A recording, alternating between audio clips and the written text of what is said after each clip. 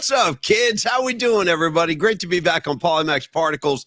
Coming back after a long, extended weekend. Took the Friday, took the Monday, bada bing. Next thing you know, old Jed's a millionaire. No, next thing you know, you got a 4-day weekend, and I hope you guys had a great time. I missed you guys. Don Peralta, Stevie B, John Joseph, you know what I mean? Gravy Graves. What's going on, you guys? Creative Tony and his freaking poncho that he wore to the game last week. You know what's crazy, Tony? Isn't it nuts to think the PMP night at Oracle Park was 1 week ago today? We're celebrating the 1 week anniversary of a great PMP family outing. Thanks again for coming out, everybody, and I hope everybody had a great weekend. Creative Tony, you're making some adjustments on the set. How you doing? How was your weekend, and how's your head? What's going on, man? Dude, I'm great, man. Weekend was great. Santa Barbara, phenomenal. Tip of the cap to the San Carlos Missions. We lost in the semis. Great ball game, though. We lost 5-3. You know, in a game like that, at that age, you got to just tip your cap to the other team. This one kid went a complete game against us, or went 5 innings. But beautiful down there, dude. Perfect weather. I mean, perfect weather. A little breezy, sunshiny, swam in the ocean every day. And by the way, the shout out to the ocean temperature of Santa Barbara versus up here in northern night and day, brother. No, it's a whole different world. You can actually go in, you can frolic, you can swim. You're advised, best advised, Creative Tony, if you plan on dipping your toe or full body into the icy waters of the Pacific off the beaches of San Francisco, you might want to rubber suit up. You know what I mean? You might want to get a surfing. Why am I forgetting the name? What are those called? Wetsuit. You might want to throw a wetsuit on. Yeah. F that is what I say to that, because I hate wearing the wetsuit and swimming, because what I love is to feel the sensation of being submerged in water. So I would rather, go find a nice lake or a river, but I still will jump into the Pacific Ocean in Half Moon Bay or San Francisco. It's just a quick dip versus like a nice lengthy dip down in Santa Barbara. So, and we had the fantasy football draft last night, the PMP fantasy football draft. Great job by Fareed running that thing. Our squad looks good. We don't have any Niners, but it looks good. We can get into that later. You're talking about our squad. You mean like yours and mine, like the host of the show kind of thing? Okay. I saw the personnel. I checked out some of the personnel. I'm not involved in any of the decisions. I'm just like a ghost, just kind of floating around this thing.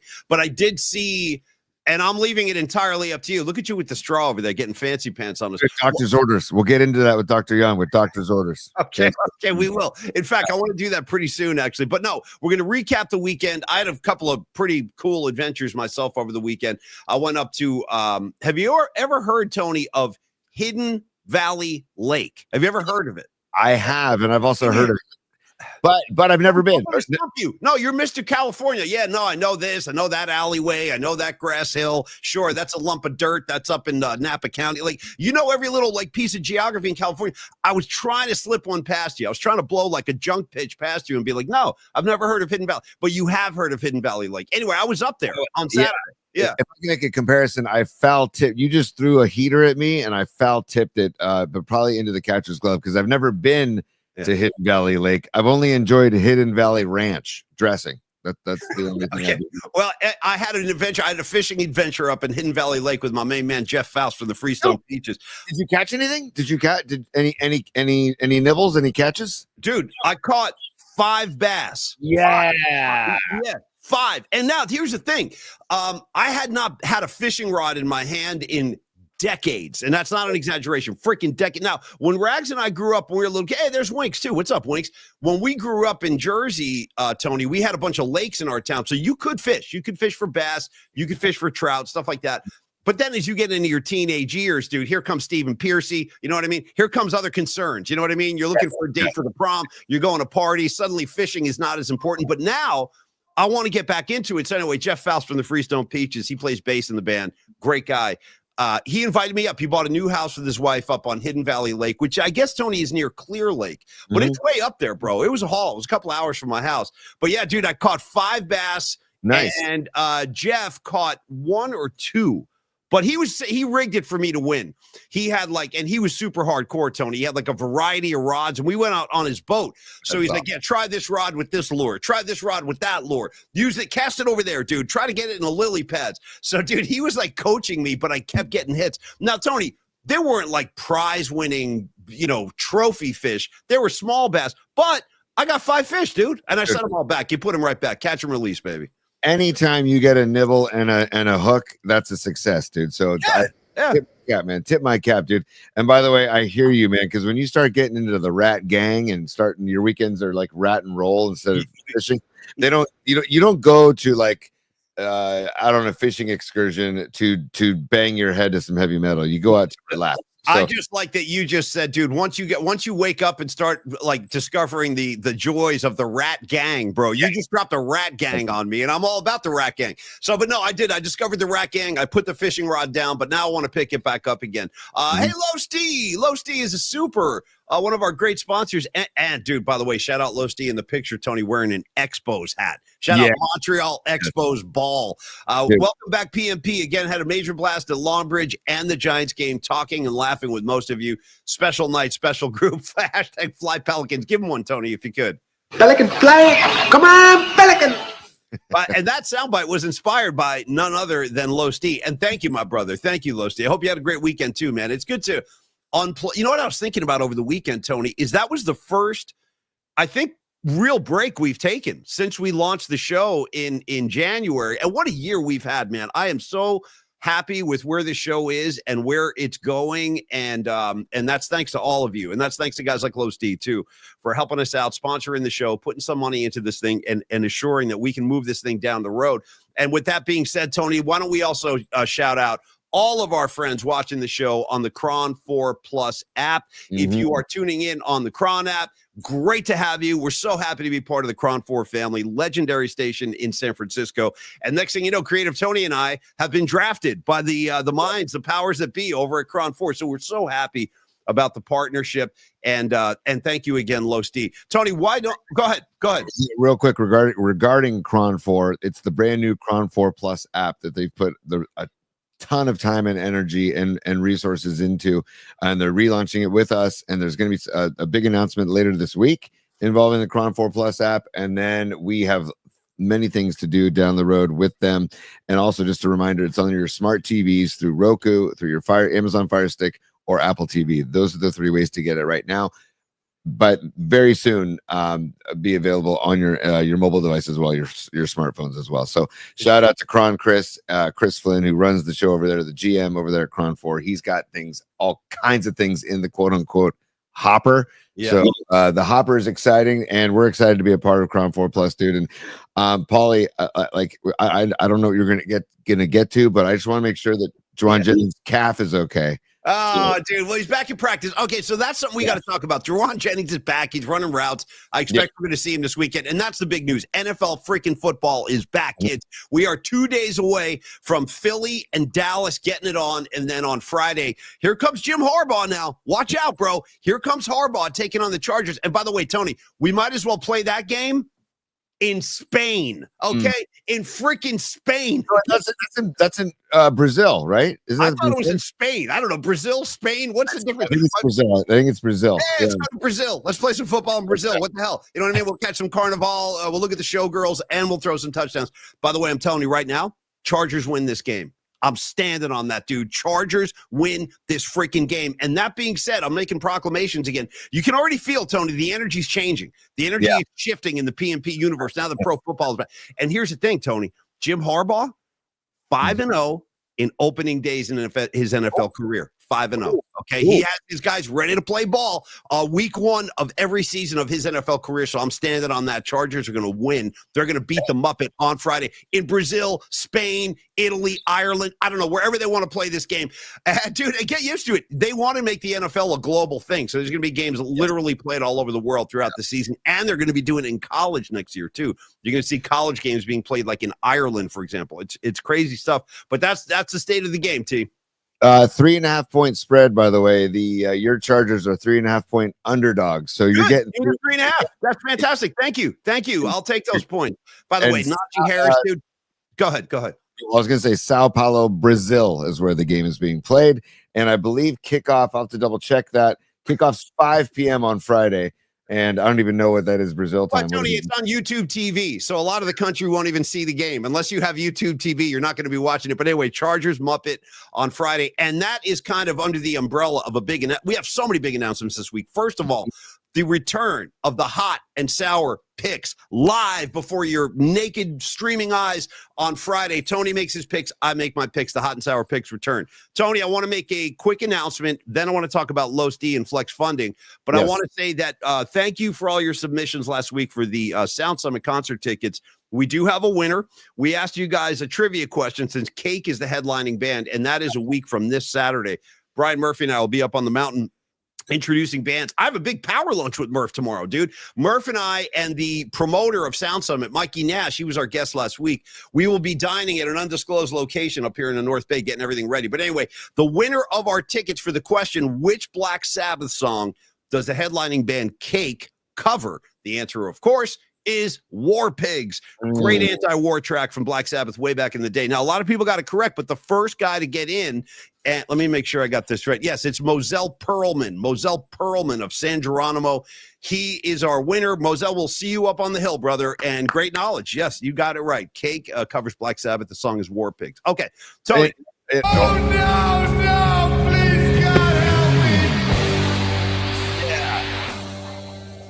There we go. In honor of Black Sabbath, in honor of War Pigs, in honor of Cake. And congratulations, Moselle. Thank you for emailing pollyspod@gmail.com. Remember, to win these tickets, you got to be a PMP VIP. So you can become a VIP by the bottom corner of the screen.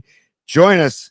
And Paulie, actually, we posted some VIP footage this weekend on the PMP VIP YouTube page from Jerry's middle finger footage from Paulie's the party you went to on, what was that, Sunday? That I did up in Nevada. Jerry's middle finger was blasting Jerry Garcia band songs. And by the way, I want to shout out a new face. I haven't seen this guy yet. I don't think. Gabriel Pereira.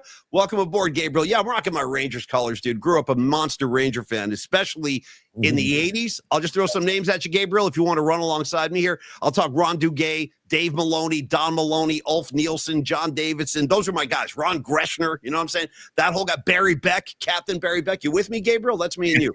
Hey, Paulie, I just got to do this because of the kindness of the PMP community, the PMP Familia. Yeah.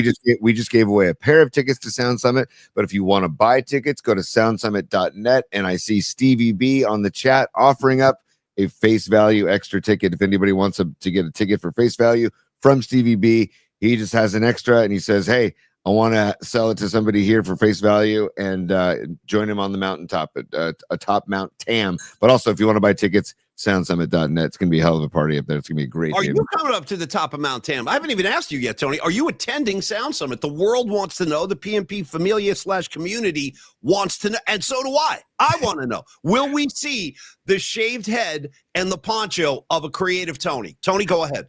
I told Michael Nash and I told you, and I'm telling you now that I'm getting the soccer and basketball schedules literally today.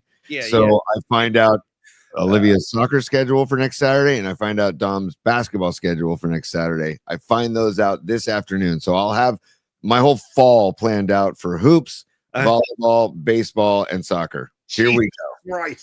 Wait a minute. How many sports are we talking about here? 3 sports for 2 kids? How does that? I can't do the math on that. What are we doing? Dom's playing hoops and baseball. Olivia's playing soccer and volleyball. When are you going to take the bat out of his hands? I'm just asking. It's got to be an off season at some point, right? Got to be an off season. So we're see, but that's the reason why I coach this team is we can spread out and play sparsely, like spread it out. But I would say the middle of October we're donezo until February. So shit, dunzo. I like that. Yeah, dude, we're dunzo. Give me a side of sounds like an Italian dish. Yeah, I'll take some of that scungili with some dunzo on the side. All right, Tony, let's give me an extra side of dunzo. Doesn't that sound like a delicacy? Like it's from Northern Ireland, up near the Swiss border. Oh, you've never tried dunzo? Oh, you got to put some Parmesan on there. It's great. Dunzo. All right, Tony, let us talk about Los D and Flex Funding. Los D, we love you, buddy. I kind of miss you guys. You know what I mean? I really do feel like this has really become some sort of family because I missed you guys over the 4-day weekend. I miss Los D. Let's talk about his services too. Now, the original kind of impetus of that night was to have Los D at the center of everything. But you know how it is, Tony. Once everybody gets at the that's Don Peralta's artwork. Yes, thank you.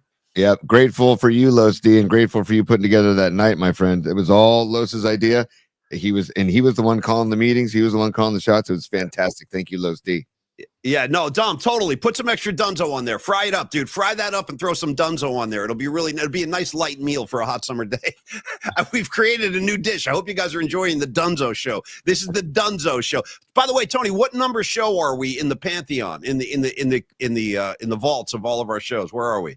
160 today. This is episode 160, Paulie. 160. Here we go. Let's get to 200 and keep moving forward, building brick by brick, buddy. I like 160. I also like that every time I ask you that question, you always have an answer. So thank you for being on top of that. I lost my way a long time ago. If I didn't catalog this stuff, I would be such a mess right now. Because by the way, Paulie and I are not very I don't know. Organization is not one of our strong suits. Oh. So doing this show and having no staff besides basically Dom is that we have to basically do all of it on our own. So accounting, marketing, booking, desk keeping, all that admin, all that stuff. So Paulie, I got a notebook full of notes here. Episode 160. Let's roll. We got notes. We got all kinds of stuff. By the way, John Joseph saying, yo, Paulie, just don't make the PMP thing a cult and ask us to drink the flavor aid. No, man. Listen, if I get everybody together and I got a big bowl of Kool-Aid going on and cups for everybody, there's only one kind of Kool-Aid. That, my friend, would be what you would call electric Kool-Aid. Shout out Ken Kesey, the Further Bus, and the Grateful Dead, and the acid test and all that. But I would still proceed with caution. If I ever approach you with a cup full of Kool-Aid and say, yeah, go ahead and drink this, be careful because you could be electrified. Go ahead, Tony. On that note, before we get back to Carlos, I'm trying to get to Los. I know it's hard. It's hard.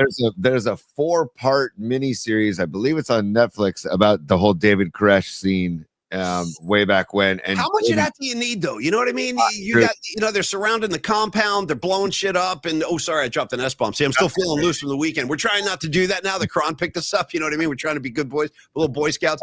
But no, I don't know if I need a 4-part installment of drama on the David Koresh thing. I think I'm good. I recommend it. If you're into that stuff, I recommend it. It's because it's wackadoodle, man. Wackadoodle. And I will say other viewing choices I am looking forward to. I don't know if you caught this over the weekend. There was so much going on. But the Bruce Springsteen film, Deliver Me From Nowhere, starring Jeremy Allen White, the kid who plays the bear on The Bear. They had the premiere over the weekend. So I saw Jeremy Allen White standing side by side with Bruce Springsteen. It was pretty cool. I'm like, both of you guys, dude. Both of you guys. I'm fans of both of those kids. Okay. Well, and the movie's coming out next month was my original point. That will be in the theaters. And Spinal Tap is going to be out in a couple of weeks, the sequel. So some good flicks coming our way. I also didn't know this, but Jeremy Allen White did all the singing in the movie. But incredible. I got to tell you, as a longtime Bruce fan, I'm impressed. Sounds just like him. But Springsteen was on hand for all the filming. And I listened to him in an interview and he's like, man, I had to get his blessing before I could even move on. So can you imagine having to sing and record scenes of the movie in front of Bruce? No, I'd be peeing in my pants, dude. I'd be peeing in my pants, crying, trying to call for my mommy. You know what I mean? Mommy, help me. Bruce is watching. Yeah. And plus, you got that added pressure. Hey, you're not doing it right. You ain't doing it right, Jeremy. Let me show you how I do it. Give me my guitar. Yeah, no, I couldn't take that kind of pressure. You're doing it wrong. But Bruce being Bruce, he told Jeremy Allen White, he says, you know what? You sound like me, but you're being you, which is the coolest thing he could have said. That Bruce told him that. Yeah, that's nice. Yeah, that's great feedback to give him some confidence moving forward. So I really can't wait. We should do PMP night out at the movie. You know what, bro? Maybe we should. We got a month to plan that. A month and a half, actually. I think it comes out October 22nd or 24th or something. That's a great call. We could do a PMP night out to watch it. Now, keep in mind, this is not going to be a feel-good Hollywood kind of script. This is Bruce Springsteen at his most screwed up mentally. He had kind of a breakdown around this time of his life, and that's where the Nebraska record came from. It came from his breakdown, and he was trying to figure out who the hell he was, and fame overwhelmed him, the whole thing. So anyway, I look forward to it. I love my dark Bruce, Tony. I don't want my Bruce too happy. I like Bruce nice and dark and moody. You know what I mean? All that goodness has to come from some darkness. So that's what all those talented folks, they go through some darkness, and we reap the benefits of them going through the muck, and then out comes all of this incredible music and all this incredible artwork. So we're having a hard time. We're having a hard time getting to Los D. You know what I mean? And it just got even tougher because here comes Escobar with a super. So let's get him up there, and then we'll got to talk about Los D. Hey, hope you had a good weekend, Escobar the third. What do you give me for Jeremy Allen White and Gene Wilder? Didn't I see it? I see it. I hear you. Two completely different kind of approaches, though. Jeremy Allen White so far, it looks to be a pretty serious drama kind of guy. Gene Wilder, a great comedian. But thank you, Escobar. Great to see you, kid. Okay, flex funding, Tony. The services of a Carlos De La Fuente. The services of a Los D. We're talking about mortgages. We're talking about loans. We're talking about financial advice that could serve you very well if you're in a position. You got a kid going to college. You got kids in private. Listen, high school, private school, they ain't giving that away either. Those tuitions are through the freaking roof. Believe me, I've done it. And I know it's extremely challenging. If you're trying to negotiate all that stuff, you're trying to figure out how do I move my money ahead so I'm ahead of this thing and I'm not behind and I don't, fall underwater. Talk to Carlos, 925-250. Tony, we're due for a phone ring any second now, 4898. Or email Carlos at myflexnow.com. Perhaps you just need a loan. Perhaps you'd like to redo your mortgage. Perhaps you'd like to inquire about a HELOC loan. That's a home equity line of credit. Just know that when you do business with Carlos, you will be treated like a family member. You will be treated by a guy who knows us and gets us. He's one of us. Los D is one of us. We hung out with him a bunch last week. And there's a reason he fits in so well around here. So don't hesitate. Reach out and talk to Carlos if you need a cash, you need a loan, or you have some questions about your financial, realities that you're faced with. Talk to Carlos, Tony, 925-250-4894. Dude, I was just talking to my wife, Megan, about we need to, as the kids get closer to college, we need to talk to Carlos about a HELOC loan because it's, as we all know, college is not cheap. So I don't know who they think we are out here. These higher educational institutions. Like, I don't know I'm not Bill Gates. You know what I'm saying? Like, I wish I was, but I'm not. But I hear you, Tony. No, I'm still paying a tuition off right now. I'm still doing it. I'm still in the game myself. It's crazy. I also want to say, you can hear it from Paulie, you can hear it from myself, you can hear it from people that have met Carlos at one of our PMP hangs, especially last week. But there's a few people online here's some reviews right now online that I found from Carlos. This is from Sylvain Reyes. He says, Carlos is an eloquent, knowledgeable mortgage professional, reliable, sincere, direct, and to the point, which is what you want. That's from Sylvain Reyes. Ronnie Jadnak says, Carlos is a great guy. Working with Carlos has been a great experience, and I look forward to working with Carlos for years to come. And here's my final one, dude. This is from a guy named Lionel. He says, Carlos fights and works very hard for his clients. Carlos fights for his clients and works very hard for his clients. You can't say enough. And at the end of the day, we trust Carlos, and you should too. Give him a call, 925-250-4894, 925-250-4894, or email him, carlos@myflexnow.com. And I know some of you reached out to Carlos at our PMP hang last week at the Giants game.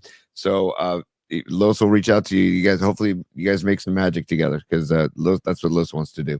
Nice. Yeah, make some magic together. I like that, Tony. And thank you, Carlos. We love you, buddy. We do. All right, Tony, couple of personal notes. Then I want to dive into some Giant baseball. Then I want to talk about some football. But real quick, I need to promote a couple of things because we're getting close now. So coming up in just about a month, October 4th, Saturday night, Sweetwater is the venue in Mill Valley. I will be singing with the Freestone Peaches. It's an Allman Brothers tribute band. If you haven't seen them, these guys are no joke. These guys are they're a force, man. And they've been really cool with me. And when their lead singer has a conflict, because he sings in a bunch of bands, their regular guy, Bergie, they call on me to come out of the bullpen, and I'll be doing about, I think, half the set that night. So come on out.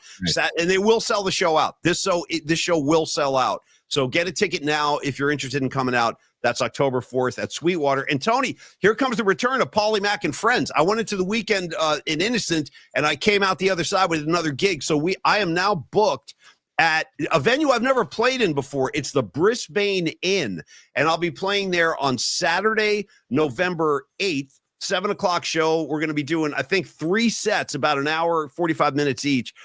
So come on down, November 8th. That's a Saturday night in Brisbane, about 10 minutes south of the city. I'd love to see you down there. David Dretz will be playing bass. Creative Tony, I want to see your ass on stage playing at least 2 or 3 with me. At least 2 or 3. Start getting loose. I'm going to call you. And that's why we're calling these Paulie Mack and Friends. There's going to be like a rotating cast. We might have Ray Goodman come up. You know what I mean? We'll have a rotating cast of characters. But anyway, those are my 2 gigs. I wanted to throw that out there. And Creative. Yeah. What do you got, buddy? Corinne is checking in as a super. Corinne, by the way, thank you, first of all, very, very much for your generosity. And also, she says, I just started working with Los D. We are not done, but he rules in all caps. Yes, he does rule. You rule too, Corinne. So like I said, the two of you get together and you make magic together. Make something happen. So that's great to hear, Corinne. And Hey, listen, if you keep talking, and Corinne does rule, by the way, you're right about that. Thank you, Corinne. If you keep talking magic, you've thrown the word magic around multiple times today. Maybe this week's music assignment is songs about magic, songs involving magic. There's a lot of great ones. Shout out the Cars, Tony. It's magic. I got a basic walking across the swimming pool, walking across the pool, singing. That was the 80s for you. Yes. Yeah, magic carpet ride. You can do magic. There's a lot of things. Magic man, Tony. Magic man. I'm all for it, dude. I don't know. I thought we were going to do songs dedicated to Juwan Jennings' calf this Friday. Okay, we can do that too. But hold on, I got to backtrack you, bro, because you really made me laugh. Did you just drop "You Can Do Magic" on me? Is that what I heard? You can do magic. You can do anything that you desire. And then you can do magic. And you know you're the one that can put out the fire. Holy smokes, dude. I wasn't ready for that. Dude. You can do magic. Do you guys know you can do magic? Come on, man.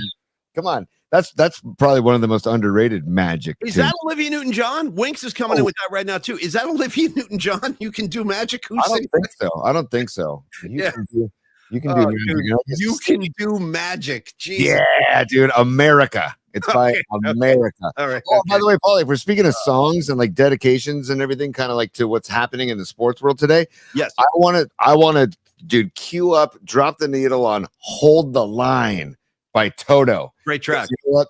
Dude, Great track. Paulie, hey, Juwan Jennings, love isn't always on time, okay? Hold the line. The 49ers held the line, dude, and they said, you know what? We're ready to move on without you, dude. We're ready. We got Kendrick Bourne coming in for a workout. We got Valdez-Scantling. We got Sky Moore. We got Pearsall. We've got Demarcus Robinson coming back in a few weeks. Brandon Ayuk will return at some point, so don't forget Ayuk is going to be like the number one guy, hopefully, when he comes back, you know. So I love my respect for Lynch and the 49er brass. Like I already had a respect. It just went, it just elevated because I'm like, you know, dude, you can't call the shots like that, dude. And it was funny. Trent Williams, right? I saw on Twitter, he had some comments about, I saw that too. Yeah, I saw that too. He's being pretty supportive, Trent Williams, of his teammate. Did you notice not one mention of the calf? Not one mention about his physical health. Not one mention about his rehab. Or it's like, dude, all of a sudden he's like back on the field and it just looks great. He looks like a gazelle. It's like, oh, very interesting, dude. So you know what? I'm so proud of the 49er brass for, holding the line, Paulie. I think John Lynch kind of great. And by the way, double, let me see. How do I double dip for compliments for Tony on this one? Because one, Toto Hold the Line, probably my favorite Toto track. Bow, bow, bow, bow. We got some heavy guitar going in that one. Love isn't always on time. And then also totally. Funky drum track underneath too. Check it out sometime. Yeah. I bet you John Joseph could even get down to some Hold the Line, dude. The guitars are nice and loud in that one, John. Tony, I agree with everything you said. I just want you to know I agree with everything you said. And by the way, how interesting is it that Juwan Jennings, hey, I magically feel better. We got a game in a couple of days. I'm practicing. How did you feel about we turned off the mics on Thursday? By the way, I can't wait for your Dr. Young spot today because Creative Tony was back in Dr. Young's chair after the show Thursday, and I saw the shades. You had the shades on. Dude, I got so whacked out on nitrous at one of my visits with Dr. Young. I was like, can I keep these shades? And I woke up, came out of my fog later on at home. I was still wearing them. I asked him to keep the shades. He's like, yeah, keep the shades. Tony, no, I know. I had the same shades. They look cool. They're kind of punk rock. The Micah Parsons thing went down too. As soon as we turned the mics off, not long after that, Micah Parsons finally lands in Green Bay. And the funny thing about that, after that whole dramatic holdout, Micah's lying on his side. He's eating nachos during games. I actually think the Dallas Cowboys might have gotten the better end of this whole thing because they got 2 number 1 picks as in return for Micah Parsons. I think that's going to serve them pretty well if they draft right. So they might wind up getting the last laugh on this thing. And Micah Parsons is now, my back hurts. I don't know if I can go in week 1. So after all that BS and drama, he might not even play for Green Bay. And I'll tell you another thing. I'd be willing to bet within 2 years he's disgruntled in Green Bay. He's not going to be happy living in Green Bay. There's nothing up there, dude. Green Bay is like there's nothing up there. Also, like, you know how frustrating it must be to be in like an NFL team front office now in today's climate of like how players are just like, Hey, I'm Juwan Jennings. I know you already renegotiated my contract once last year, but hey, I want to renegotiate. Last year, that's the key, Tony. It was just a year ago. He agreed to the, and it's a pretty good deal. Not a bad deal he's on. $7.5 million a year, roughly. Right, that's not bad. Again, 77 catches, 975 yards, 6 touchdowns last year. That was his line in 17 games. So that's a good season. It's not a great season. I do it again this year, then you can do some chatter. Then you can get your bag, as they say. But I'm so happy that the Niners held their ground and said, you know what, we're ready to move on without you, dude, if you don't want to play. The only thing that stinks now is is Jennings going to be on like some, you know, they do pitch counts for pitchers. Is he like going to be on a snap count because he's only had literally less than a week of practice before they take the field on Sunday in Seattle? Like, it just sucks that he missed a whole month and was saying calf, dude. No, I feel your frustration, dude. I'm right there with you, buddy. And I would be willing to, you're making all kinds of good points today about like when guys try to, and this could be going on with Parsons too, Micah Parsons, that they're not in football shape. They haven't really participated in camp. They didn't get any snaps in the preseason games. It's like, you got to go out there and actually play football at some point. It's not just about lifting weights and doing conditioning on the bike and stuff. You got to play, you got to hit, you got to be hit, you know, and those are all good questions. Cause I remember when Nick Bosa held out week 1, when he came back, he was really not in football. I think he signed like a day or two before the opening game. You remember that? And I think the opener was in Pittsburgh. Is that right, you guys? I think they opened in Pittsburgh that year. In any case, you could tell Nick Bosa wasn't ready. He wasn't really effective, and I would expect that'll kind of be the case with Juwan Jennings. I would love to see him make some catches, have an impact on the game, but I wouldn't expect too much, to Tony's point. And a lot of times, I'm going to knock on wood on this, but guys do pull muscles. They do get hurt because their conditioning isn't where it needs to be. So, yeah, we'll keep an eye on that. Maybe they'll. All right, Tony, what can I do for you? Yeah, you brought up Micah Parsons, and we have a visual aid from our from the East Coast, from Rags. Hey, that's my buddy Rags. Hey, I hope you had a great weekend, Rags. I missed you, man. Hope you're doing good. I don't know what this video entails, but I've been asked to share it, and I trust anything that comes from the creative desk of Rags. Hold on. We'll go battle. You go Close Encounters. I'll hit you with the air horn. We'll go back and forth because I have my own concerns. Now, do we know the content? Is this football related? Is this octopus related? I mean, I don't know. We could go any number of directions. Is this one potato, two potato, related? This is Micah Parsons related. So that's why I want to share it on the show. So this is Micah Parsons related. Stand by, everybody. Hold the line. Love isn't always on time. And I'm going to load this, and here we go. Here's our boy Rags. He's going to join the show. Perfectly fine with it. Came home to work out before I hit golf balls. Once you get past the emotion, Cowboys have 2 first-round picks next year, 2 first-round picks the year after that, and an assload of cash. I stopped caring when I saw Micah eating nachos and laying down on the sideline last Saturday, so whatever. Good luck in Green Bay. Let's fucking go Dallas. Oh, mark that one too. Mark that one, Tony. Mark it for the profanity. Yeah, we got to be good boys. But no, Rags, that's Rags just being Rags. Rags is a very passionate Dallas Cowboy fan. If you're not, you'll get used to that as the season unfolds. And we'll get Rags back on the show. I want to have Rags dropping some football takes, some anti-Philly. Maybe we'll do them on Thursday. Maybe we should have Rags for an anti-Philly thing on Thursday. Rags, I'll be in touch. All right. Anyway, Tony, other football news. Did you really quickly? Sorry. Before you pause, I was about to. On Thursday, are you going Eagles or Cowboys if you had to have a rooting interest? Because I'm kind of like, I don't want, it's kind of like, can they just tie 0-0? Well, that's a good question. I don't really have a rooting interest. No, I'm very eager to watch the game, though. Dude, I got to tell you, again, sorry, Rags. Sorry. This might I've known Rags forever. I like these Eagles. I do. Listen. Believe me, I'm not a fan of the fan base. I'm not a fan of Sirianni. I'm not a fan of Fat Dom. Here comes another season of Fat Dom, by the way. Like, I need that. I need that like I need a pack of hemorrhoids. You know what I mean? But here he comes. Fat Dom's coming, whether you like it or not. He's on the sideline. Don't forget, when Sirianni was actually being handed the Lombardi trophy, Fat Dom was standing on the podium with him. Okay, Tony, I'm just reminding you of that. Why was he on the podium? I don't know. But I will say this. I love, and here's why I'm kind of saying pro-Eagle stuff, is because just yesterday, NFL Network was replaying the Super Bowl, the Chiefs and the Eagles. And I tell you, the joy the satisfaction, the happiness I get from watching the Eagles kick the living S out of Mahomes. It's such a beautiful thing. And frankly, I'll be totally honest. Here comes a confession. I'm jealous. I wish we could do that, dude. The Niners have never beaten Mahomes and Andy Reid. Never done it. Never freaking, they drive me crazy. They can't get to Mahomes. The penalty flags are flying all over the place. We seem to tighten up every time we play them. We get 10-point leads. We can't hold those. But watching the Eagles just manhandle him, they sacked him 6 times. And that last one, when he's getting hit in high-low, he's getting hit in the legs. And then here comes a big Philly D lineman just swatting Mahomes in the face. Maybe my happiest moment of the entire season last year. So I'm happy for Philly for giving us the gift of that Chiefs ass kicking. So you know what I'm saying? I got mixed, but always Rags. I mean, I want the Cowboys to win for my friend Rags. And the Cowboys have been down so long. I think it'd be good if they could get back up a little bit. Tony, how about you? You got any feelings about this game? Either way. F Dallas forever. Sorry, Rags. I got you. Yeah, and by the way, Rags, you're going to get a lot of that. Listen, this is a Niner centric show, so you're going to get a lot of that. But we'll get along at the end of the day.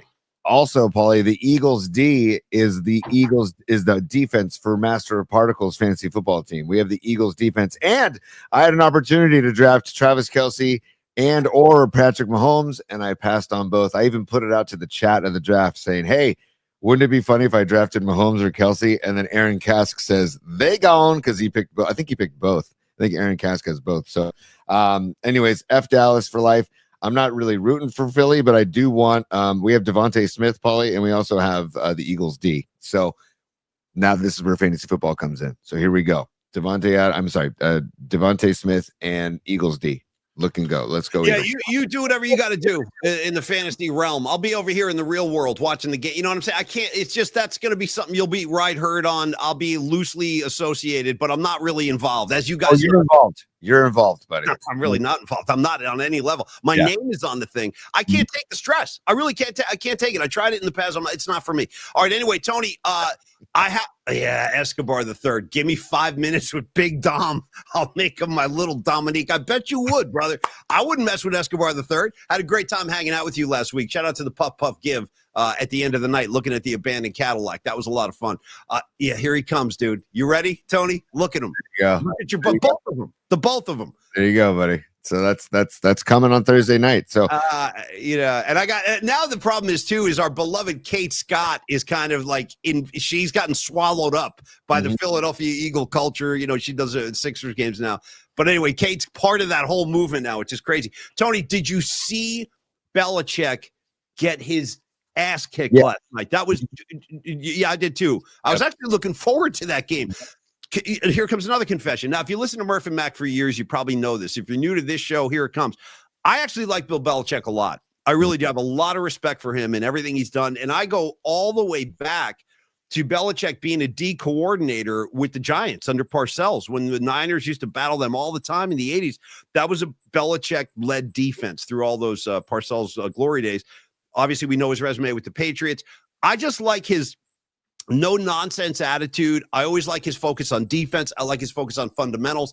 And I love how prepared his teams would be to play. Until last night, Tony, that did not look like a Belichick team. And I don't know if you caught this, but at one point during the game, his freaking girlfriend, I'm not making this up, she was on the sidelines with him, dude, in the middle of a game.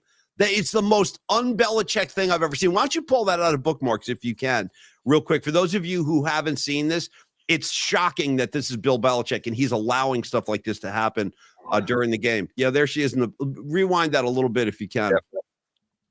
There we go. There we go. That there, right there. I mean, dude, this is in the middle of a game. Like, that's unprecedented right there. Oh, I mean, what could the conversation possibly be? No, there's what do you want for dinner tonight, Bill? What do you want to do after the game? And he's like, I'm out of here.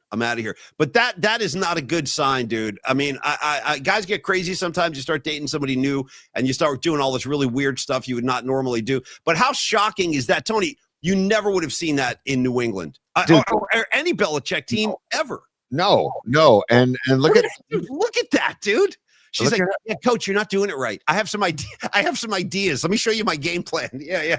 Look at how she walks away too. I mean, it's not that was a great conversation. Go Coach Bill. You know, it was more like I just got the cold shoulder. I just got Well, the she shouldn't be there. I'm sorry, but friends and family don't belong on the sidelines in the middle of a game. They just don't. I mean, your wife does. But you ever see Bill Walsh talking to his wife on the sideline? Me neither. You know what I mean? You know, you ever see Tom Landry talking to his wife on the side? Yeah, me neither. Aaron Cash, don't put that on me, Tony. That was Scarlet Fire grabbing. Okay, I don't even know if you take this, T. This is about Travis Kelce and Patrick Mahomes. He says, "Don't put that on me." That's Aaron Cask. I thought it was you, Aaron. My bad. Scarlet Fire is going to be repping the Chiefs in the fantasy football world. That's unfortunate. Yeah, that's unfortunate. See, I don't even want to hear about those two. I really don't. By the way, you got any vibe? I already put myself out there and told you that the Chargers will beat Kansas City on Friday. How do you feel about that game? You got any early feelings? Well, I feel like the Zebras, they travel well to Brazil as well. So I feel like we have to always take that into consideration anytime Patrick Mahomes and Travis Kelce and Andy Reid are taking the field. So I'm not so sure. I'm with you, Paulie, I think they cover. I think that the Chargers could cover. I don't know if they'll win the game because of said zebra factor in Brazil. But have you been watching your new episodes of The Kingdom, Tony? Are you enjoying the series? I haven't watched even 1 second of it. I'm so proud of myself. Not even a second. I haven't seen it yet, but I will see it, Paulie. Just so I can be able to share what I see and my opinions on what I see. That's all. Yeah, I would have no problem if you avoid it altogether like I have been. But one last thing on the Belichick thing, Tony. Do you expect that to, I don't know, turn around a little bit? Do you think last night was an outlier? Because the one thing is Belichick teams are always prepared. That team did not look prepared. They didn't look like they were ready for any of it. And I saw there were I thought they lacked an effort on the defensive side of the ball at times too. They got pushed around all over the field. It was very un-Belichick like. Do you think that continues, T, or does he find his footing at some point? I really don't have any clue, to be honest with you, because dude, they got schooled by TCU last night, and I think they had a pick six and a fumble recovery for a touchdown. They sure did. I saw all of it. And TCU's a pretty good team now. Don't sleep on that either. That's part of the story. I think they were pissed at all the attention Belichick got going into the game. They're like, we're going to unload on you fools. No doubt. I mean, Chapel Bill, as they're calling it, by the way, up there in Chapel Bill. Not so good, not so hot first week. And he says that they're better than they are or what they saw last night. So, and how about college football, by the way? Games all week, like Thursday, Friday, Saturday, Sunday, Monday, dude. It's basically the becoming the NFL. And I also, while we're talking college football, before we talk a little more 49ers and actually a little bit of Giants ball, is that I got to give props to this new lefty quarterback for the Cal Bears who went up to Corvallis and beat Oregon State.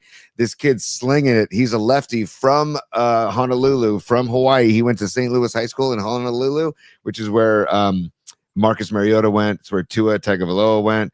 It's where that kid Masoli went, who was the quarterback for the Oregon Ducks. Now he's in the CFL. Anyways, it's this like quarterback powerhouse in Honolulu. And this guy, I want to make sure I pronounce his name right. It's Jaron Kiave Sagapolutele. And he's a badass lefty quarterback for Cal Bears. So I just wanted to, show some love for him because Cal football needs some love. Cal football needs a boost. And if this kid could give him a boost, he committed to Cal, then he uncommitted to Cal and said he was going to go to the Oregon Ducks. Then he went back and now he's a Cal Bear again. So okay. Yeah. Couple reactions. One, Cal Bears football needs some love. They're going to get all the love they need from Uncle Paulie right here, dude. I support Cal Bear football. I really do. I like Cal Bear football. And here's what I love about their program.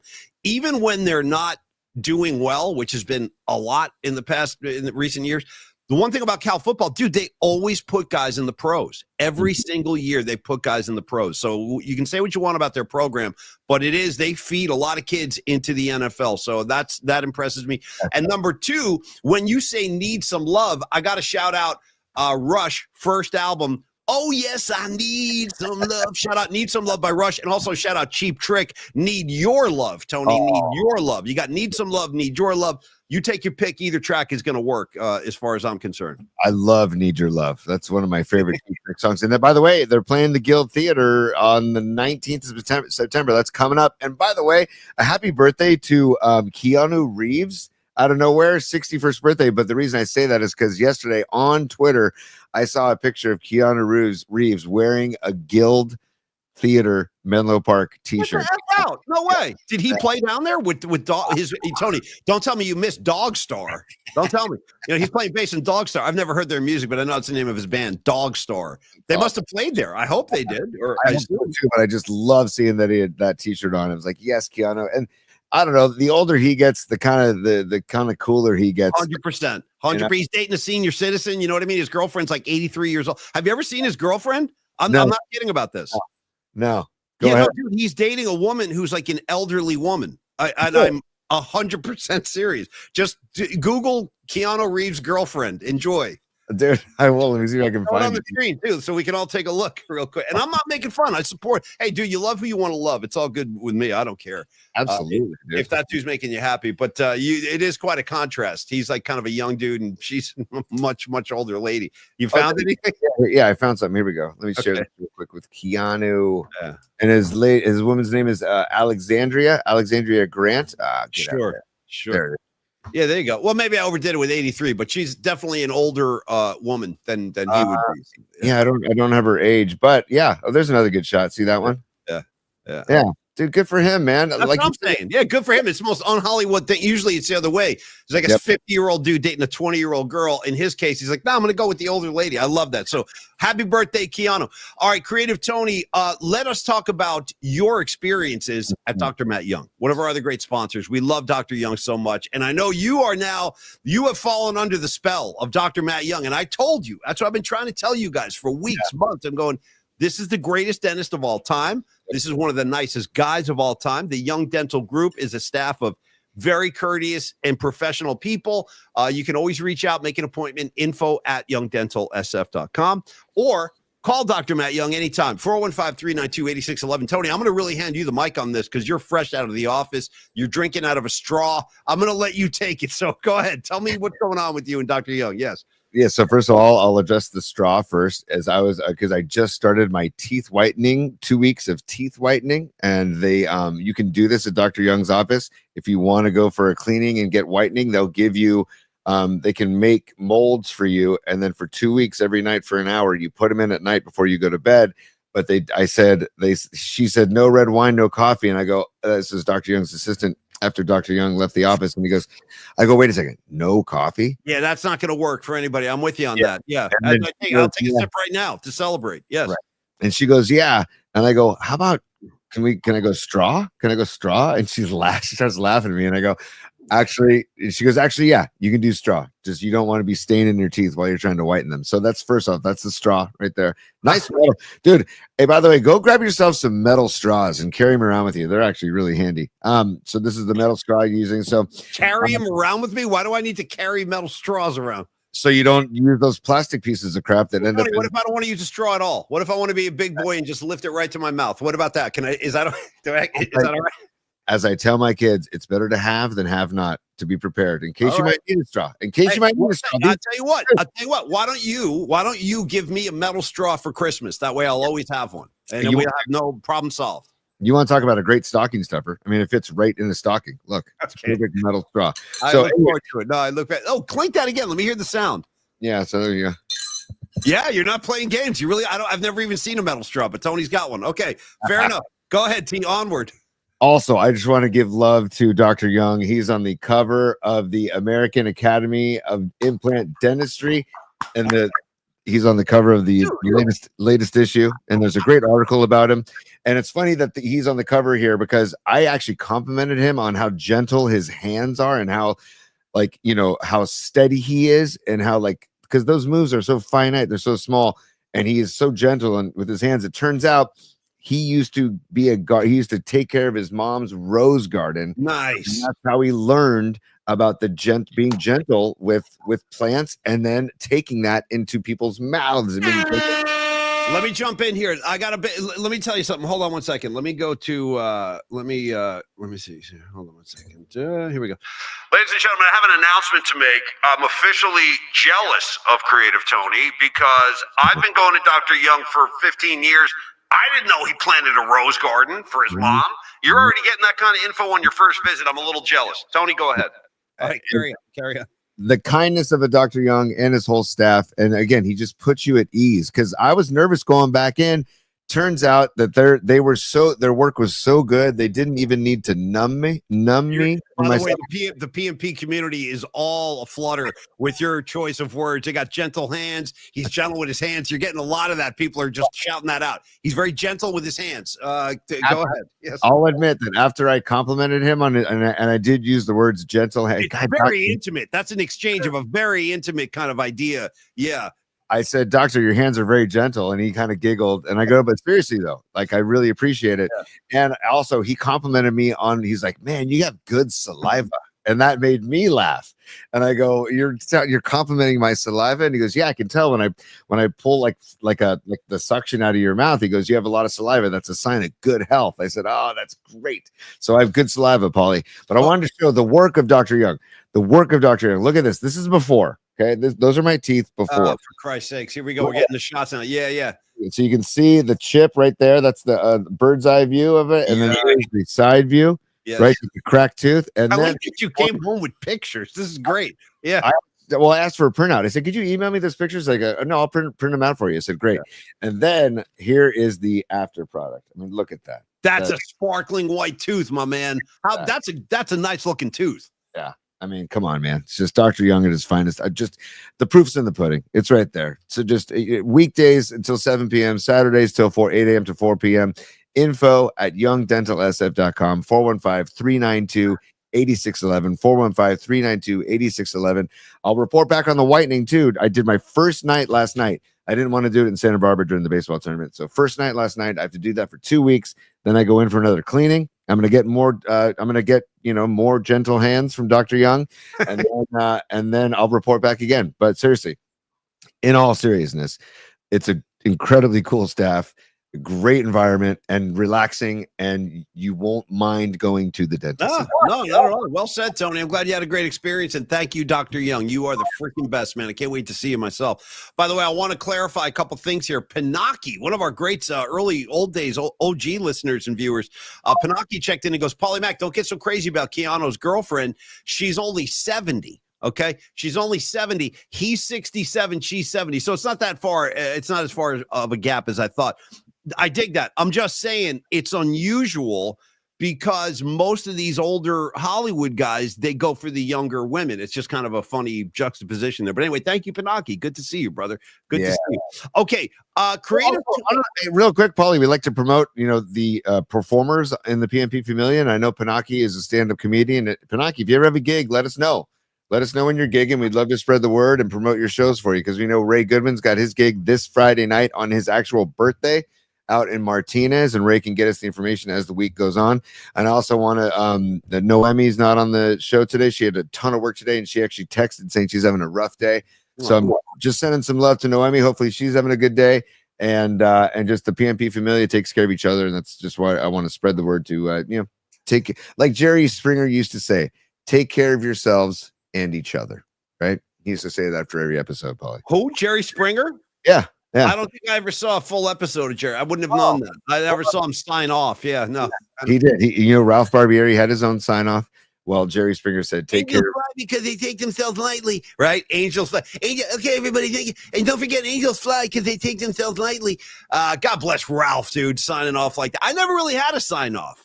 Did you in any of our years? I don't think we ever had like a little official line we would end the show with. We would just kind of say, see you tomorrow. Yeah. I mean, we used to just say the word love instead of I love you or love, just love. Love is good. Tony and I, right? That's another way of saying goodbye. When we do it all the time, still. When I still text Tony at the end of our text, we'll be like, "All right, Tony, love." That means I love you, and I'll talk to you later. It's like an all-encompassing one-word kind of sign-off. Yeah.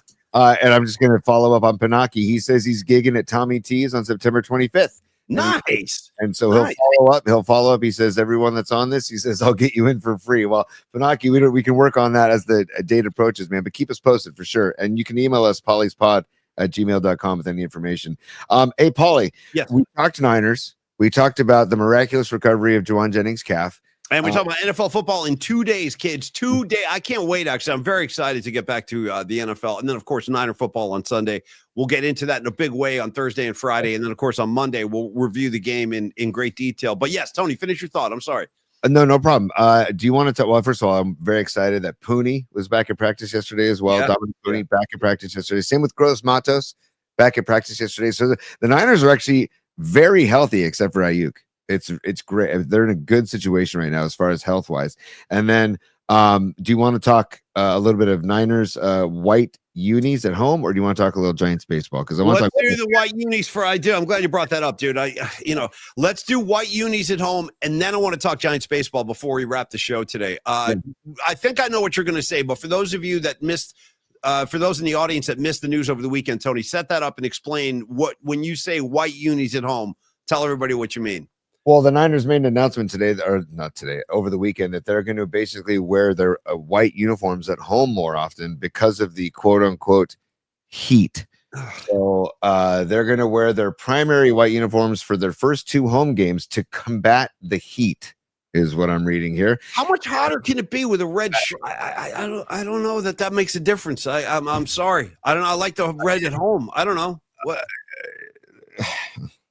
Tony, you help me. I don't want to sound like the old angry dude who was like talking about back in my day. But dude, again, I like the Niners wearing the red at home. It's a home game. What the hell, man? Wear the red at home. You wear your whites on the road. The New York Giants, and again, I'm not a New York Giants fan, and I know you aren't either, Paulie, but they wear their blue jerseys at home. And you want to talk about heat in September in New York. Oh, we don't know heat out here compared to what they're getting with the humidity and all that crap. So I don't know. I don't know how to feel about this. It's okay. It's just a uniform, whatever. But it's like, no, I love having the red unis at home. It's a home uniform. You wear your think about this, Tony. How many games did they announce that they're going to be wearing white instead of red? Because this is about to get pretty interesting. How many times are they going to do this? So they're doing it for their first 2 home games, and they start on the road. They're not even home till later in September. And then with a white throwback in week 3, it says, and then a primary whites in week 4. So those. Why do they have to announce that now? Can't you? What if it's cool that weekend? You know what I mean? Maybe it's going to be 65 degrees. You won't need it. And on top of that, let me tell you this, Tony. So that's 2 more games at home where they're wearing white. And don't forget, they're also going to wear that all black uniform at home. So now, how many games are we going to see the red this year? 4? We will see. I mean, I'm not even exaggerating. I mean, what is that going to be? 4 games where they're wearing the red? I mean, that's crazy. Yeah, there'll be 3 whites, 1 black, and 4 reds. So, I'm glad they can squeeze those in. I'm glad they can squeeze their home jersey in at some point. You know what I mean? It's just weird to me. I don't know. I just think it's bizarre. I mean, and don't give the heat thing that much attention and power and energy, because now the more you talk about it, now we're making concessions with our own uniforms because of the heat. These are games that are going to be played 3 weeks from now. Nobody knows the weather in 3 weeks. Come on, man. Well, it ain't that bad. I'm assuming that they need to tell the other teams what, so they can schedule their uniforms, whatever their opposing teams, but also, the same way that when I played baseball at USF, my coach was like, yeah, there's the fog monster. We love the fog. We embrace the fog. We didn't say, oh, we're going to wear mock turtlenecks and bundle up because it's cold. We said we're going to embrace that as our home field advantage. Niners, embrace the heat as your home field advantage. Like, I just don't understand. I mean, I don't understand it because it's not very hot. I mean, I don't know. And I just don't like bowing to the conditions or making concessions to the conditions. Like, I mean, you remember when we were growing up, like the Dallas Cowboys, and I mean, they still do this. They still wear their road jersey at home. Mm-hmm. Now, the reason for that back in the day is that from what and Rex, tell me if I'm wrong about this, but I'm pretty sure they used to think that wearing the blue jersey, which is technically the home Dallas jersey, is blue. But they would say we always play poorly in the blue or we have bad luck in the blue. So if you remember, a lot of times in the 70s and 80s when the Cowboys would be a road team, the home team would wear their whites and make Dallas wear their blue. Do you remember that, Tony? A lot of teams would do that. Yeah.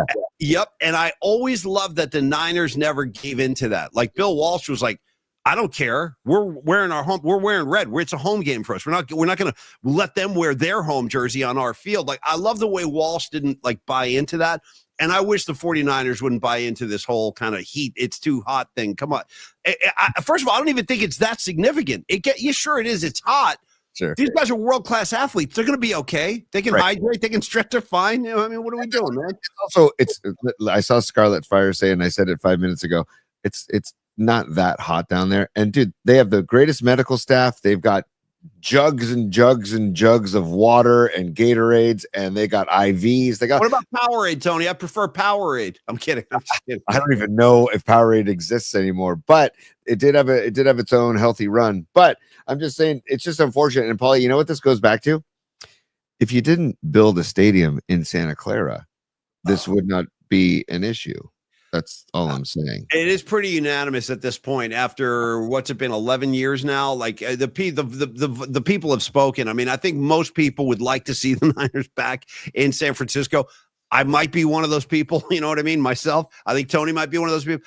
But it is what it is. Now the problem is too is Levi's. I think it. Boy, it's been maligned. It's been criticized. I mean, the traffic, the parking lots, the heat. The fact that it's not San Francisco, Tony, the fact that it's kind of in the middle of nowhere. And when they show like when they come out of a commercial break during a Niner game, they always show like Lombard Street, Alcatraz, the Golden Gate Bridge. They're not showing you like Great American Parkway or they're not showing you like Highway 237. No. They're not showing you like no. They're not. They're not showing you the Chili's right up the street. Here we are. Take a live look at Chili's, and there's the parking lot. And that's, dude. I used to stay. I've told you this before, but this is like when I was a season ticket holder, I used to go out to the concourse during at halftime and just hang out and get some air and stuff. And where my seats were on the north side of the stadium, section 54, I could see the city. Like at halftime, I'll go out there and like my view from the concourse, you could see the skyline. And I always loved that. I'm like, I'm at Candlestick. I'm in the city. City's right there. I also love, Tony, that I lived in the city for like 20 years and I didn't even have to get on 101 to get to the game. I would just drive through the city and take the back roads, take 3rd Street. Shout out Carroll. Dude, park the car on Carroll. You and I parked on Carroll a couple of times. You got it. And Jamestown. Oh, dude, Jamestown. Listen, Tony, what do you want to do? Take a left at Paul Street? Fine. I'm going to Paul Street. You know what I'm saying, dude? Paul to Jamestown. Yeah. And hey, Paulie, meet me at the Golden Eagle Deli for a great roasted turkey sando to bring into the lot for pregame. And then, hey, let's have the best tailgate scene in the history of my tailgating life. No question. No question. With Candlestick. I've tailgated in a lot of places. That parking lot was epic, man. Remember like the Winnebagos and stuff? There would be with the flags. There would be all those like hundreds of them of Winnebagos. Those are people coming down from like Shasta, Shasta. People would travel, and they still do for Niner game. But you're right. The tailgate scene is not like what it was at the Stick back in those days. Paulie, shout out the dirt lot of Candlestick. I was Mr. Dirt Lot, dude. I was a dirt lot king. Yeah. And I loved Monday Night Football tailgates because I remember my parents would pick me up from school, right out of school, and we go straight to the Stick to get into the lot early. And I'll never forget. I forget what year it was, but it was when the Washington Redskins at the time had the Hogs, the O-line. Yeah, sure. And we had a tailgate in the lot, and my dad and mom and all their friends did a tailgate, and they roasted a pig in honor of the Hogs. And news cameras came by, and like it was just vintage Candlestick tailgating where we were celebrating playing the Hogs, man. And so we had this huge hog on us on a rotisserie, and it was you don't see that anymore, dude. Like I don't know. And by the way, I just want to say, be careful after Niner games now. If they ever win, it becomes 4th of July where there's fireworks being lit off all over the place in the park. I don't know if that's a good thing. We got little kids running around like old ladies. I don't know, like your grandma's out there. I don't know if we should be having firework battles. It gets like Escape from New York out there. Mad Max, you're right. At the end of games, if you just hang out for like an hour, it's anarchy. It's like lawless out there. It really is, man. But I when we talk about, and by the way, I've known Tony so long, I kind of know like his Candlestick resume. Let me tell you one of my favorite like trivia notes about Creative Tony of all time. I love this so much. That in 94, the third and final of the Dallas Niner NFC championships, 92, 93, 94, obviously the one that the Niners won. I love that. Just for you taking notes at home, write this down. Creative Tony went to that game and sat by himself. Yeah. I can't tell you how much I love that. Now, what were the circumstances that led you to have a single seat by yourself? Like, how did that happen? So my two uncles were sitting together. My dad right now? Yeah. Okay. And then my mom and dad were sitting together, I believe. And then my uncle said, "Hey, I've got this one solo ticket. Do you want it?" And I was like, Absolutely. That was it. Yeah, yeah. You go any way you could get into that game. You get in. Yeah. And dude, I was wearing my F Dallas shirt and at the time, and it was section, what was it? Section 21, I think. Anyways, upper deck, but lower upper deck.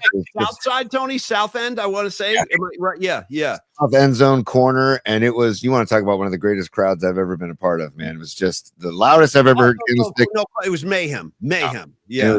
It was a freaking party, man. It was so much fun. And so, you know, I've had some good crowds at Levi's. I will say that, man. Like the NFC Championship, they've gotten better. Yeah, yeah, they have. They've been better over the years. Yeah, dude, we were just reminiscing the other day. Sorry, Rags, but when Brett Maher, the kicker for the Cowboys, just kept missing field goal after field goal against the Niners. Yeah. Like the Niner fans were so good with the Cowboy fans, and it was a lot of fun. So there's been some good crowds at Levi's, I will say that, but nothing can replace the stick vibe for me, and just the whole scene. The broken down escalator that broke down every game. Let's walk it, you guys. My kids used to be like, Dad, it's so high. I'm like, no, I know. This is Welcome to Candlestick, bro. Nothing works around here. By the way, shout out to Alfredo. What's up, Alfredo? Good to see you. He's shouting out his Raiders. The Raiders. Hey, here's what I got to say, Alfredo, about the Raiders. I hope you guys have a great year. I hope you beat Kansas City twice. I really do, or beat them at least once. I got no problem with the Raiders. Tony and I think have been pretty kind of in lockstep on this over the years, as far as I remember. First of all, Tony and I, if you want good trivia, Tony and I worked for the flagship of the Raiders in the late 90s. And I always enjoyed talking to Gruden and Tim Brown and all those guys, man. Lincoln Kennedy, it was a great group of dudes. And what was the name of that big fullback they had, the white dude from Stanford? John Ritchie. Yeah, dude, John Ritchie, bro, with the bloody face and everything. That was like, to me, like the last great era of Raider football, like those early 2000s. So again, to me, like I say this about Dallas, I think the NFL is better when Dallas is relevant, and I think in the AFC, the NFL is better when the Raiders are in the mix in some fashion. And it's been so long. Pete Carroll, I don't know. In fact, real quick, let's do a Raider moment. Like, what do you expect? I have no idea, because the Raiders have been such a hot mess for so long. I don't know if Pete Carroll can turn that thing around quickly. Do you think? Like, do you have any idea of what you would expect from the Raiders this year? I think they're going to be good. I think the AFC West is going to be really tough, but I think the Raiders will be good. And Pete Carroll is a damn good coach. I will back Carroll forever. And I was with my buddy Max Medina yesterday. Shout out Max and his wife, Allie, 50th birthday party on the bay with a yacht. Happy birthday, Allie. I love Allie. She's one of my favorites. And Max, that's one of the great couples of all time right there. Allie and Max, a couple of East Bay legends. If Allie sees us, happy birthday, Allie. Haven't seen you in a while, but you're one of my favorites. Power move, by the way. They rented out a bay cruise and had a yacht rock DJ on the cruise. It was super fun. But talking to Max, he's like, he's Christopher Cross, by the way, just asking. Did I hear it? Of course. Actually, Allie dedicated the song Sailing to all of us, saying that, let's just sail away. Let's sail. What about Ride Like the Wind? When you want to step on, like, make it a little more urgent. Did you get a little Ride Like the Wind to be free again? Yeah. We did. And we got some Michael McDonald. We covered a lot of the yacht rock bases. But talking to Max Medina, he was talking about he's excited about the Raiders, like, and legitimately excited about the players that they have. He's a big Brock Bowers guy. He loves Crosby as well. I love Brock Bowers too. How do you not love Brock Bowers? I mean, that guy, that kid, he could wind up having a very long career. Brock Bowers. He's got all the freaking tools, man. Yeah, exactly. And that they have that guy Ashton Genty. If I'm botching his last name, I apologize. But that rookie running back that they have high hopes for as well. So there's good, and Geno Smith, there's good vibes in Raiderland. And you know what, Paulie, I want to show something real quick, if you could. Sure. Let's just do this. Let me set it up first, because when you have an owner who basically takes care of himself the way this is how he lives. Big Mark, you talking about Mark Davis? Yeah. Hold on. I'm gonna turn the music down, but look at Mark Davis's home. I've been waiting for this for weeks. I put this in bookmarks such a long time ago, dude. That is Mark Davis's freaking house. Look at that. Look at that thing. It looks like something from Planet of the Apes or something. You know what I mean? Like up in the mountain, like or like a UFO landed on. That's his effing house. I mean, it's unbelievable. So just goes to show you how much money do NFL owners have. Well, this is a good example, right? They got a couple bucks. They could invest with Los D. I'll tell you that right now. Los D. Hey, Mark Davis, give Los D a call. Let him freaking help you out of this mess.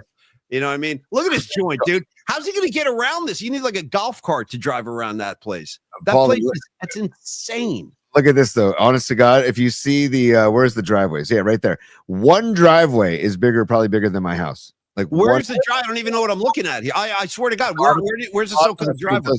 I think those are all driveways. Yeah, Breeze right there. I see the trucks and stuff. Yeah. I think those are all driveways. So I think one garage is bigger than my entire house. I'm guessing too that Tony, that roof doubles as like a helipad, like where the helicopter comes down.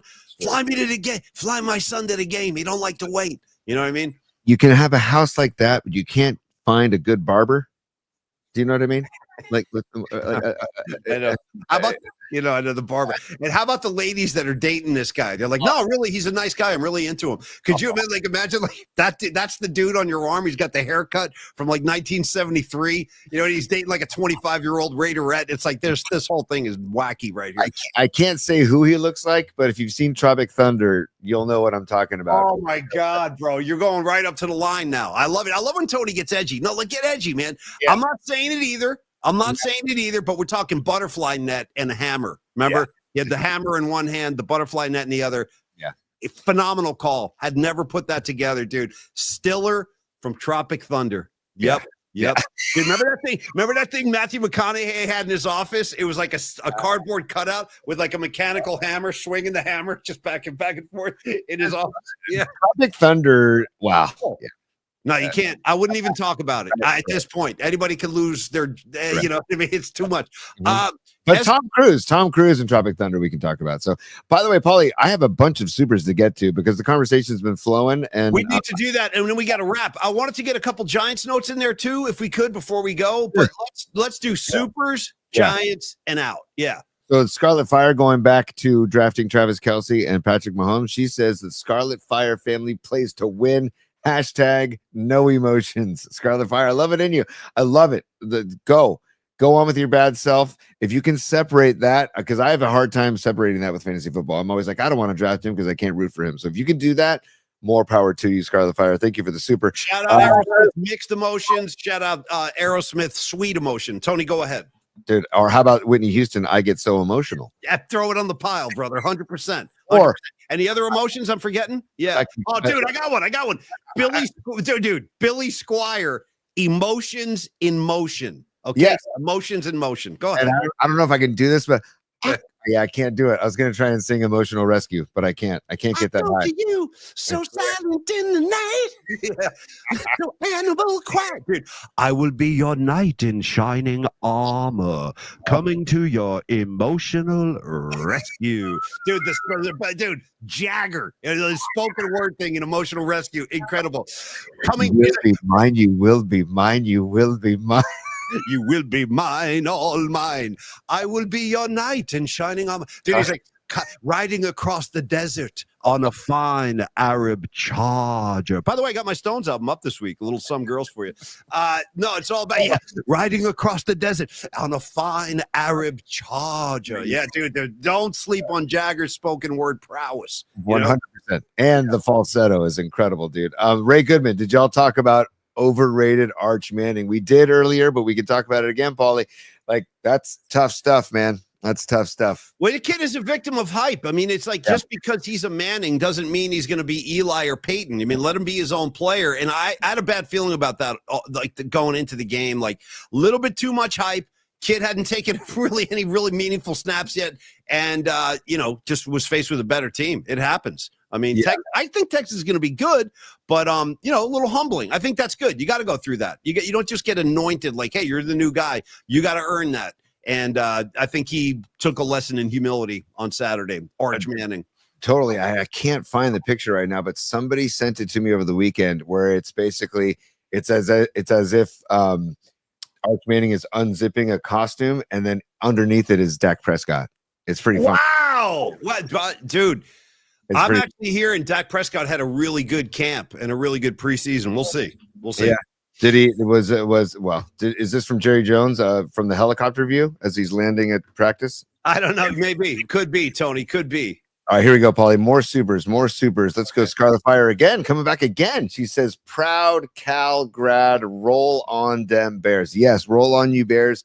I'm very excited about this quarterback, Scarlet Fire. So thank you for the super. Let me ask you this, Tony. When it comes to the big game, when it comes to Cal and Stanford, forget about football, forget about X's and O's. To determine the champion based on the better venue. If you had one gig, I'm giving you one gig, one choice, Greek Theater or Frost. Go.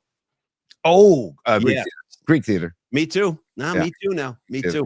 Got to keep it real. Got to stay up in Berkeley. There's something about the Greek, dude. With the city back there, it's pretty special. And also, I would pick Memorial Stadium over Stanford Stadium. Even though I like Stanford, and Stanford's got a great tailgate setup, I just love Memorial Stadium over Stanford Stadium. And I root Cal Bears over Stanford if in the big game. I kind of do too. Keep the supers coming, T. Keep them coming. Here we go. Escobar. Tony was singing, I need a man with a slow hand. That's back to Dr. Young. Yeah. The gentle hands of Dr. Matt Young and the Young Dental Group. Yes, I need a lover with a slow hand, right? What is that? Who is that? I want an easy touch. Who is that? Pointer Sisters? I want to man. Do you know that song, Paulie? I don't. I can't help you. I'm sorry. Really? I don't. No. That is I want to love her. Pointer Sisters. Pointer Sisters. From Stevie Grishel. Thank you, Steve. Oh, by the way, I sent you the Red Devil certificate, Steve. If you don't have it yet, you should have it today or tomorrow. You'll have it anytime. Thank you, Steve Groschel. That a boy. Congrats on that, by the way. Patty from Napa checking in. Hey, and, happy September. Sorry to be tardy. The PMP Army draft was fun. Yes, it was. And we'll see. We got to figure out what we're even playing for too. It might be fun to figure out some kind of dibs on something. But it was a lot of fun last night. And Paulie, we have Jared Goff as our quarterback. We also have Michael Penix as our backup. So I don't know how I feel about Penix. How about this? I don't even participate in the draft, and I'll just come in criticizing everything. Yeah, I don't like Penix. I don't like this. I don't like that. I do like the Jared Goff poll, though. That could be a sneaky good move right there. I'm going to back Jared. I still back Jared Goff. I like him as a dude, and I like what he's done in the NFL. I don't care what anybody says. I like him.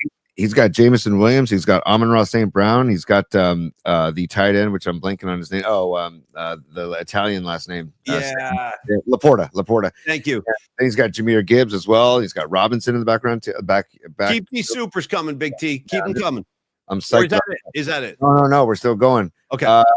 X-Bar says no Bucky Larson. I don't know what Bucky Larson is. Who's Bucky Larson? Do you know? Not sure. It might be I think it might have something to do with your Mark Davis Tropic Thunder call. I think. But I'm not entirely sure. Go ahead though. Keep them coming. Thank you.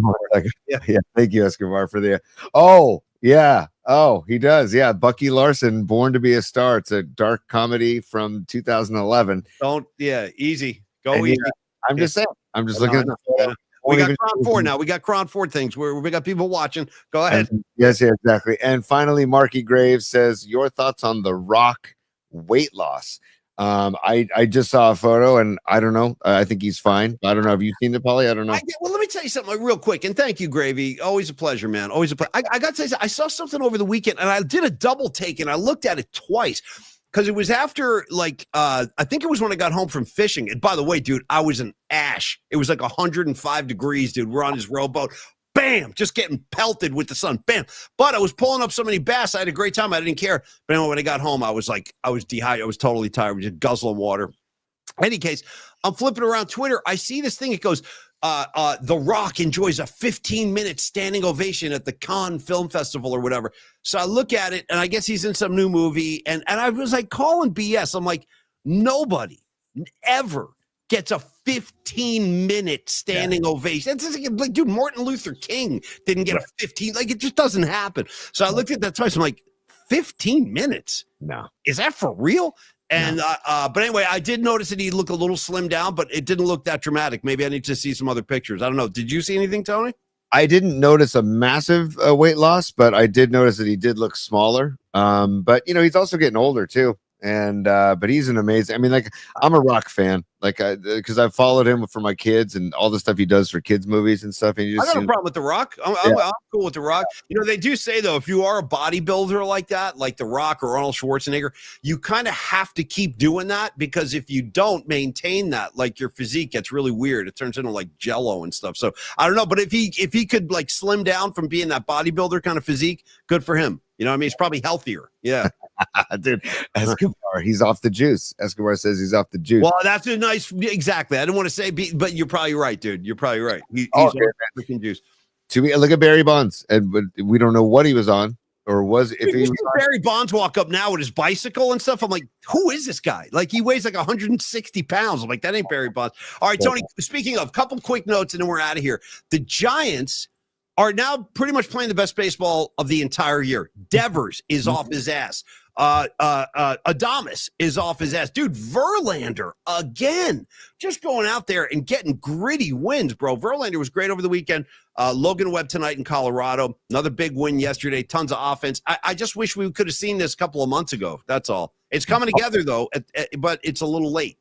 24 games left. They're 5 out of the wild card. The Reds are 4 out of the wild card, and then the Mets hold the third slot. So, yeah, it's a long shot as long as long shots go, but they're still not out of it. So I'm going to be watching every day, and you never know. Stranger things have happened. Dude, they've won 8 of their last 10. Adames, 26 home runs, 75 RBIs, buddy. I mean, like, he's definitely had a great second half of the season. You got to tip your cap to Adames.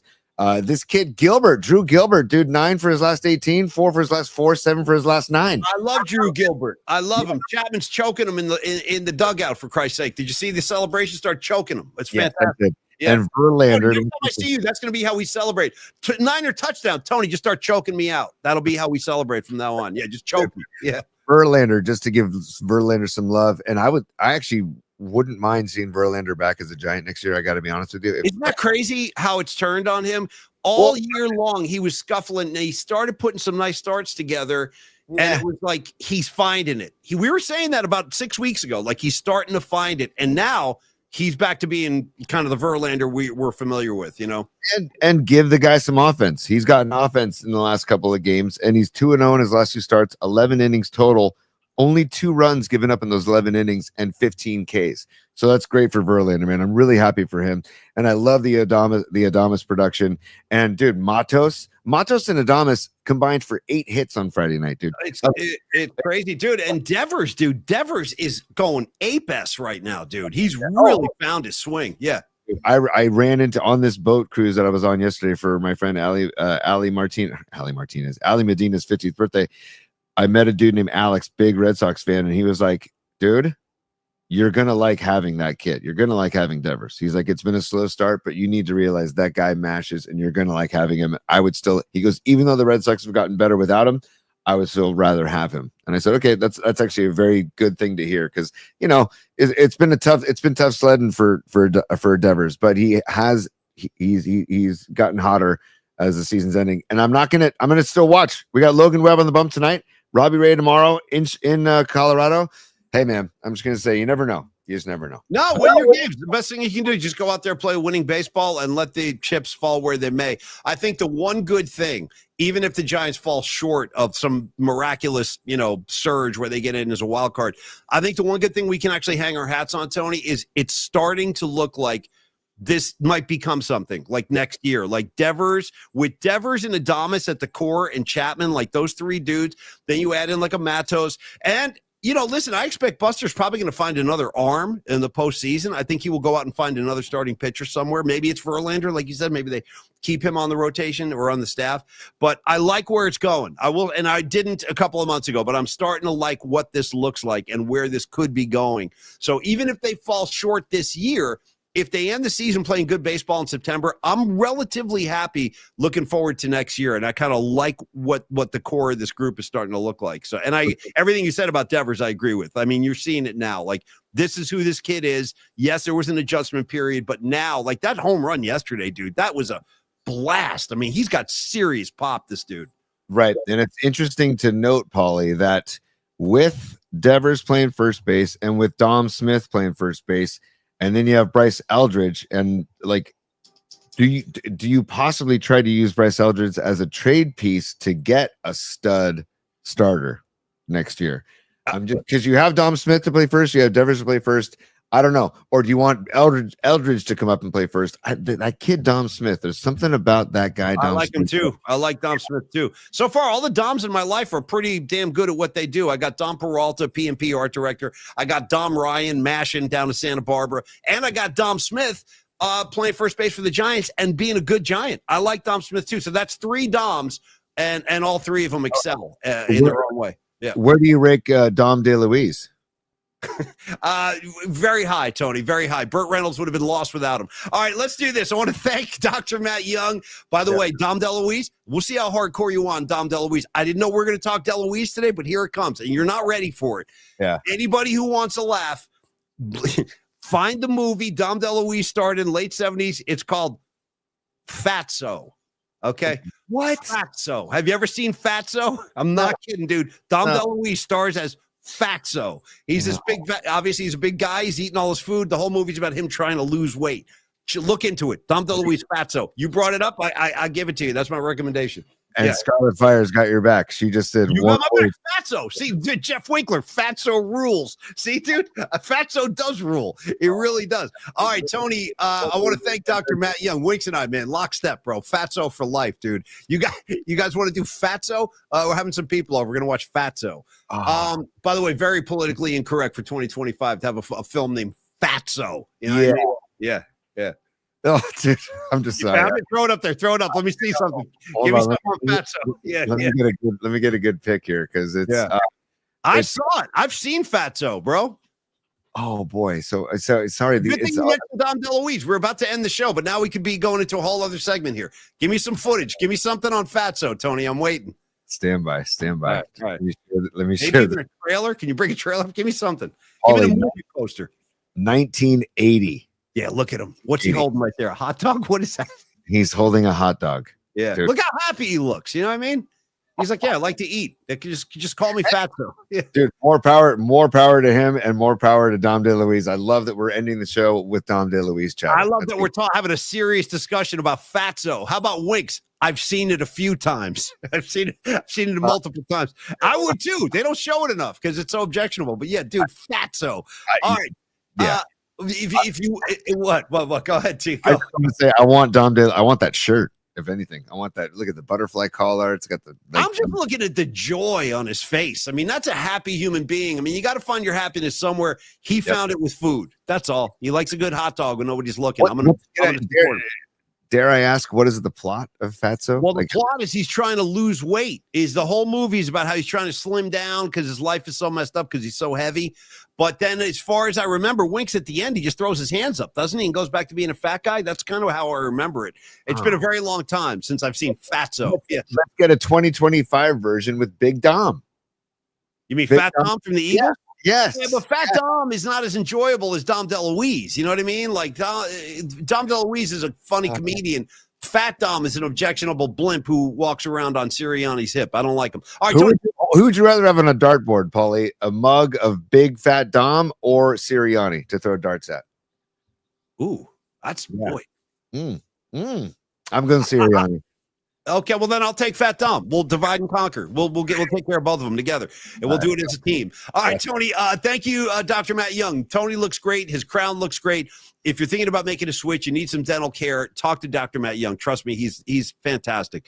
415-392-8611 or email him info@youngdentalsf.com. Dude, nice photo. Look, Dr. Young looks money, dude. He looks really good. Totally. Very healthy. Nice tan. All right. Also, shout out to Carlos De La Fuente and Flex Funding. Such a great time hanging with Carlos last week, dude. Let's do it again. Let's do it again during football season. Let's have and that, Tony, you mentioned earlier today, we could have a group outing when the Springsteen movie comes out. We could have a group outing to watch a 49er game. Tony, if I may, we could have a group outing as long as somebody offers up the house in the TV room, a group outing to watch Fatso. Some night we'll just rent Fatso and we'll all sit there. Maybe do like a potluck. We'll all bring some food. We won't even party. We'll just eat the whole time in honor of Dom DeLuise. Fatso group outing. It's on the table for your consideration. I also saw that Los D will be here at the SISH Bruce Mahoney football game on November 7th. So we might have to gather some folks for that at Kezar Stadium, by the way, in the heart of San Francisco. So I love Kezar Stadium. Robert Plant played at Kezar Stadium and a dove flew into his hand. How hippie and perfect is that? Oh, there's a bloody dove in my hand. The dove just flew into his hand. You know what I mean? Like the king of the hippies. Anyway, some very, very snug bell bottoms too. I mean, when I say snug, very snug. So snug that the twigs and berries are on full display for the world. In San Francisco, here they are. Yeah. Welcome to the hate, and here's my twigs and berries. And by the way, shout out to Robert Plant's light blue T-shirt. Tony, nurses do it better. Okay, that's the shirt he wore at Kezar. Nurses do it better. Whatever he's referring to, I'm not sure. I'm still trying to thank Carlos and Flex Funding. Thank you, Tony. Carlos De La Fuente, Flex Funding. Any financial matter, financial question, financial assistance, you need it, he's got it. 925-250-4894. Also, email Carlos. It's carlos@myflexnow.com. Tony, final words, and we'll send our friends into the lunch break. Go ahead, buddy. If you got a problem, Los will solve it. Check out the Los while the Los D revolves it. Okay? So there you Fine go. with me. Fine with me. That's fine with me. Creative Tony, great to be back. Great to be posting new show. Yeah, trust him, dude. Trust him, learn him, live him, love him. He's the guy for all of us. And great to see all our friends today. Dom and the Nutter and John Joseph and Joe Schmo, Rags, Winks, all you guys. By the way, I saw Neil Denardi popped up on the chat. Yeah, dude, see what I'm saying? Look at that. Oh, maybe Nurses Do It Better was in Oakland. Nurses Do It Better was in Oakland. But, dude, the shirt, dude, it's got no front, little what kind of shirt is he wearing? It's incredible. It's like a little blouse. And, dude, by the way, like a little blood. I got a cigarette and a dove. Any questions? and Yeah. that grin on his face is, I would say, generated by some extracurricular help. And then the snug jeans, dude. That's the San Francisco that I love. It's Robert Plant in the hate at Kezar with a dove in his hand and a smoke in the other. You know what I mean? Totally, dude. That is incredible, man. It really is. That's Kezar Stadium right there. And great work, Tony, bringing that up. All right. Thank you, Los. Thank you, Dr. Young. And thank all of you in the PNP familia. Great to see you guys. Hey, enjoy your Tuesday. Tomorrow night, I'm working on a special guest. Let me see if I got a confirmation. No, not yet. All right. Might have a special guest tomorrow night. We'll see. But the night flight returns. Tony, have a great Tuesday. Go Logan Webb. Go Giants. And then don't forget the return of the hot and sour picks are Friday. We got football on Thursday. It's going to be a lot of fun, guys. Football is back, and we are in business. And thank you. Fun time today, Tony. Go ahead. Final words, buddy. Got just a couple of sound pieces to dedicate to Logan Webb tonight. You got the touch. You got the power. Yeah. And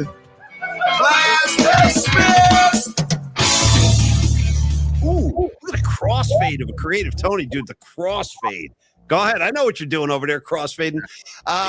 Tony, great to see you. Really fun to be back. You guys missed everybody. So have a great Tuesday, short week this week. We'll see you tomorrow night on the PMP night flight at 8 p.m. Cheers, y'all. Enjoy your Tuesday, everybody. see you tomorrow night, everybody.